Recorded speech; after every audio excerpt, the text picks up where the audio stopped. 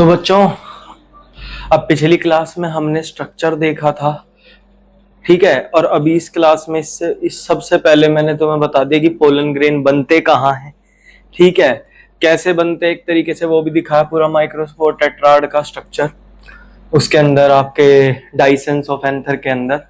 और अब हम इसके बारे में बात करेंगे, फिर इस वाली क्लास को ओवर करेंगे, फिर मैं कल जो वीडियो डालूंगा उसमें आपको आगे का फर्दर मिलेगा इंटाइन वगैरह के बारे में। मैंने इंटाइन का हल्का सा यहाँ बताया, कल मैं पोलन ग्रेन तक आपके इस चैप्टर को आई होप सो खत्म कर दूंगा।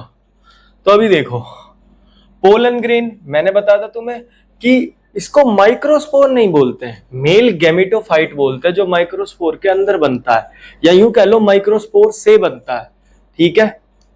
मेल गैमेटोफाइट इसलिए क्योंकि आप लोगों को पता होगा दो चीजें, मेल गैमेटोफाइट और फीमेल गैमेटोफाइट, वो दोनों क्या कहते हैं, स्ट्रक्चर्स होते हैं जो मिलके जाइगोट बनाते हैं।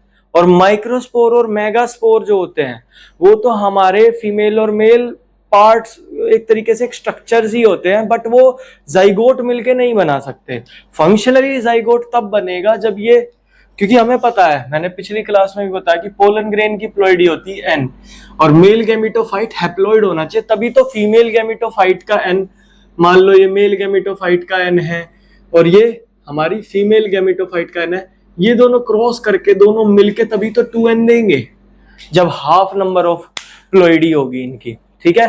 तो डिप्लॉइड ऑर्गेनिज्म बनने के लिए हमें सिंगल सेट ऑफ क्रोमोसोम दोनों पेरेंट से चाहिए होता है। तो पोलन ग्रेन इसमें मेल गैमेटोफाइट का काम करता है, मतलब मेल काउंटर पार्ट का काम करता है। अब पोलन ग्रेन बनता किसके अंदर है? माइक्रोस्पोरेंजियम के अंदर, ठीक है। सबसे पहली चीज ये कि माइक्रोस्पोरेंजियम के अंदर बनता है, माइक्रोस्पोर की डेवलपमेंट के बाद बनता है। अब पोलन ग्रेन के वैरायटी ऑफ स्ट्रक्चर्स होते हैं, इसका मतलब क्या है? Pollen grain species to species of flower, या फिर यू कह लो स्पीशीज ऑफ प्लांट में स्पीशीज टू स्पीशीज वेरी करता है। मतलब अगर कोई टमाटो के फ्लावर का पोलन ग्रेन है तो वो अलग होगा एक लेमन के फ्लावर के पोलन ग्रेन से, ठीक है। अब वैरायटी ऑफ स्ट्रक्चर में साइज का डिफरेंस हो सकता है, दो पोलन ग्रेन मान लो, एक छोटा है और एक बड़ा है। शेप का डिफरेंस हो सकता है, एक थोड़ा सा ऐसे ऐसे ऐसे ऐसे हेक्सागोनल या कुछ भी है, एक सर्कल है, एक थोड़ा सा डायमंड टाइप है, कुछ भी, मतलब ऐसे स्ट्रक्चर्स। वैसे पोलन थोड़ा सा राउंड शेप का ही होता है, लेकिन डिफरेंट डिफरेंट शेप्स कैरी कर सकता है, मतलब कोई थोड़ा सा भी डिफरेंट हुआ तो डिफरेंट शेप मान ली जाती है। अब कलर की बात करें तो किसी का येलो होता है, किसी का हो सकता है मे बी रेड हो, किसी का कुछ, किसी का कुछ। अब डिजाइन्स की बात करें तो देखो, डिजाइन के लिए मैं इतना बता दूं, मोस्टली यहाँ पे ये जो डिजाइन टर्म है ये इसकी आउटर लेयर की वजह से है, क्योंकि पोलन ग्रेन की आउटर लेयर पे डिफरेंट डिफरेंट डिजाइन प्रेजेंट हो सकते हैं। अब नेक्स्ट चीज, पोलन ग्रेन के पास दो लेयर होती हैं, एक तो इंटाइन, एक एक्साइन। अब देखो, ई से एग्जिट, ई से आउटर, एग्जिट से आउटर, इंटाइन मतलब अंदर की, इनर, ठीक है। तो इनर, इनर आउटर, तो इंटाइन हमारी इनर लेयर होती है, एक्साइन हमारी आउटर लेयर होती है। इंटाइन के बारे में अभी बस इतना बता देता हूं इस क्लास में कि सेल्यूलोज प्लस पेक्टिन से बनी होती है मिलके, ठीक है। सेल्यूलोज हम सबको पता है प्लांट की सेल वॉल में भी प्रेजेंट होता है, और पेक्टिन भी कुछ कुछ वैसा सा ही एक स्ट्रक्चर होता है जो डिफरेंट एक ऑर्गेनिक स्ट्रक्चर कैरी करता है, ठीक है। अब एक्साइन की बात कर लेते हैं, जो इस क्लास में हमें मेन पढ़ना है, क्यों हम पोलन ग्रेन को डिफरेंशिएट कर पाते हैं, पोलन ग्रेन में ऐसा क्या खासियत है।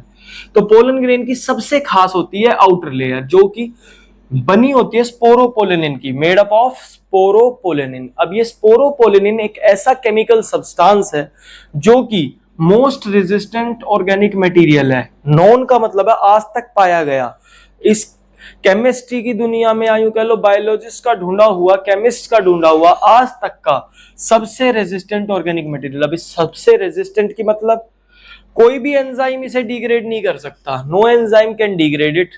ना तो कोई एंजाइम इस पे काम करता है, ना टेम्परेचर इस पे काम कर सकता है, ना कोई भी एसिड, ना बेस, ना कोई और चीज इसको डिग्रेड नहीं कर सकता, मतलब इसको तोड़ नहीं सकते, इसको खत्म नहीं कर सकते, इसको खराब नहीं कर सकता।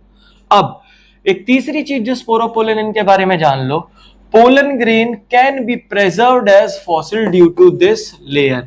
अब ये जो स्पोरोपोलेनिन की एक्साइन प्रेजेंट होती है ना, इसी लेयर की वजह से, क्योंकि ये डिग्रेड नहीं होती वक्त के साथ साथ, ना इस पे ह्यूमिडिटी का इंपैक्ट होता, ना टेम्परेचर का, ना एसिडिटी का, ना बेसिसिटी का, तो इसी के कारण, इसी एक प्रॉपर्टी के कारण हम इसे एज अ फॉसिल फ्यूल कह रहा हूं, sorry, fossil as a fossil भी इसे प्रिजर्व करके रख सकते हैं। आपको पता होगा फॉसिल क्या होता है। फॉसिल वो स्ट्रक्चर्स या वो चीजें होती है जिनकी वजह से हम किसी भी चीज को प्रिजर्व करके रख सकते हैं, ज्यादा लंबे समय तक बचा के रख सकते हैं, जैसे कि डायनासोर की हड्डियां, क्योंकि वो इतनी जल्दी गलती नहीं है, इस वजह से आज तक भी कई म्यूजियम्स में हम उन्हें as a study material use कर पाते हैं। फॉर एग्जाम्पल सीड बैंक में सीड्स को बचा के रखा जाता है, ठीक है, वो भी एज अ फॉसिल। कई सीड ऐसे हैं जो एज अ फॉसिल यूज किए जाते हैं, जो बहुत पहले प्लांट्स होते थे उनके, ठीक है। अब ये 3 पार्ट समझने के बाद एक चौथी चीज समझो, इसी स्पोरोपोलेनिन मतलब इसी आउटर लेयर पे, इसी एक्साइन पे प्रेजेंट होते हैं जर्म पोर्स। अब नाम में देखो पोर्स आ रहा है, पोर्स का मतलब छोटे छोटे होल्स। अब पोलन ग्रेन है, पोलन ग्रेन को भी तो सांस लेनी होगी, पोलन ग्रेन को भी तो वाटर की एंट्री चाहिए होगी, ठीक है। तो स्पोरोपोलेनिन किसी किसी जगह पे उस एक्साइन की लेयर पे प्रेजेंट नहीं भी होता, जिन्हें कहा जाता है germ pores. Present on exine where no sporopollenin is present. Obviously छेद है, तो छेद है तो स्पोरोपोलेनिन तो आउटर लेयर पे है ना, तो जहां पे भी छेद प्रेजेंट होगा वहां स्पोरोपोलेनिन भी एब्सेंट हो जाए।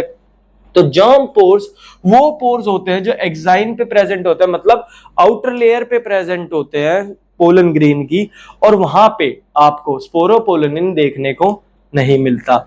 इसलिए नहीं मिलता क्योंकि ये पोर्स है, छोटे छोटे होल्स है, जिनके थ्रू वही पोलन ग्रेन ऑक्सीजन या कार्बन डाइऑक्साइड का, यू दोनों का ही हमारा लेन देन करता रहता है, ठीक है। तो ये सारा आई होप आप सभी को समझ में आ गया होगा। पोलन ग्रेन के बारे में मोस्ट पार्ट हमने खत्म कर लिया, थोड़ा सा ही बचा है, वो मैं आपको नेक्स्ट क्लास में बताऊंगा। सो अगर आपको ये वाली वीडियो अच्छी लगी हो तो वीडियो को लाइक करना, शेयर करना जितना हो सके, और चैनल को सब्सक्राइब करना। सॉरी मैं कभी कभी लेट हो जाता हूँ थोड़ा वीडियो डालने में, क्योंकि 2 दिनों से मेरे घर पे सबकी छुट्टी थी, तो रिलेटिव्स आ रखे थे, तो मैं वीडियो नहीं बना पाया। Thank you so much.